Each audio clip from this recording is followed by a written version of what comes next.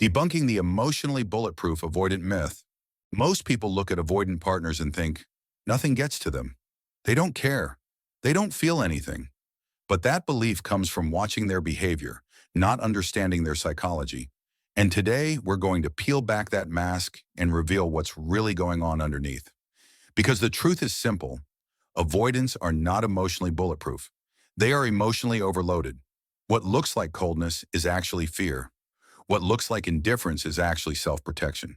And what looks like strength is often a childhood survival strategy repeating itself in adulthood. If you've ever been hurt by an avoidant, confused by their distance, or convinced that they don't feel anything at all, you're about to see the truth from the inside. The myth begins with how avoidants present themselves. They appear calm, unbothered, unattached. You could pour your heart out in front of them, cry in front of them, tell them you're leaving, and on the outside, they look like a rock that nothing can penetrate. But what people don't see is that avoidants learned very early in life that showing emotion meant receiving nothing back. Or worse, it meant being shamed for needing connection. So they built an internal rule. Never show need, never show hurt, never show weakness. Not because they don't feel, but because feelings were punished. Their quietness is not proof of emotional absence, it's proof of emotional training. Here's where the myth gets stronger. Avoidants use logic the way most people use emotions. When they feel overwhelmed, instead of reaching out, they shut down. Instead of expressing their fear of losing you, they focus on what's practical. Instead of saying, I'm scared, they say, I need space. It looks emotionless, but it's actually a nervous system in survival mode. They're not avoiding you, they're avoiding the emotional intensity rising inside them. Their silence is not strength. It's a protective freeze response disguised as independence. Then there's the breakup myth, the belief that when an avoidant lets you go, they don't care at all. But here's the truth that most people never see. Avoidants feel the loss later. Not immediately, not in the heat of the emotional moment, but weeks or even months after you've pulled away and the threat of closeness is gone. They don't miss you when you're fighting for them. They miss you when you stop trying. They don't realize what you meant to them when you're near. They realize it when the emotional pressure disappears and the absence becomes safe enough to feel. This delay is one of the biggest reasons people assume avoidants are emotionless. It's not that they don't feel love, it's that they feel it on a time delay. But let's go deeper, because an avoidant's lack of reaction is one of the biggest misconceptions in relationships. Avoidants often seem unaffected by conflict, uncomfortable conversations, or emotional requests. But inside, they're feeling something completely different. Their heart rate spikes, their muscles tense, their chest gets tight, their mind goes blank. This internal overwhelm makes them shut down and appear unfazed. It's not emotional bulletproofing, it's emotional flooding followed by emotional escape. And because they've been taught not to show it, you never see the storm happening inside. And here's the irony that exposes the myth. Avoidance actually feels shame much more intensely than securely attached people. When you express disappointment, when you say, we need to talk, when you tell them they hurt you, they feel a deep, almost childlike shame that says, I'm bad at relationships, I'm failing, I'm not enough. But instead of fixing it, they retreat. Instead of talking, they withdraw. Instead of comforting you, they comfort themselves with distance. Avoidants don't avoid love. They avoid the shame that love triggers inside them. And that shame is the opposite of emotional bulletproofing.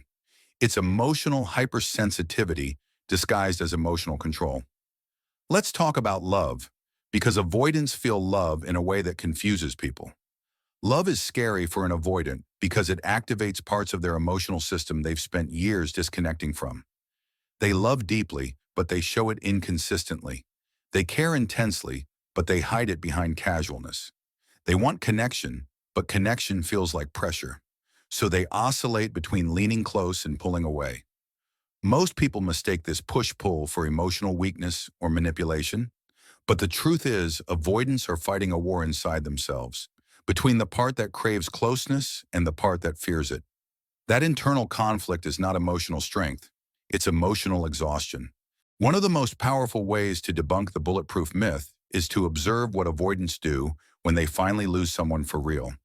When the relationship is gone, not just the threat of it, Not just temporary space, but truly gone, avoidants collapse emotionally.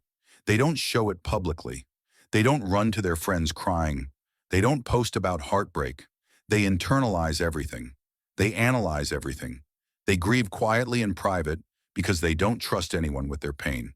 And because they process emotions so slowly, their heartbreak hits long after yours. They are not immune. They are simply delayed. Another misconception is that avoidants don't care about your feelings. That's not true. They care deeply, sometimes too deeply, but caring triggers vulnerability. Vulnerability triggers fear. Fear triggers distancing. So the more an avoidant cares, the more distant they may become.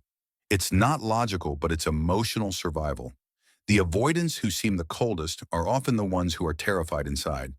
You're not dealing with a stone wall. You're dealing with a scared child wearing armor they built decades ago. And here's something few people understand.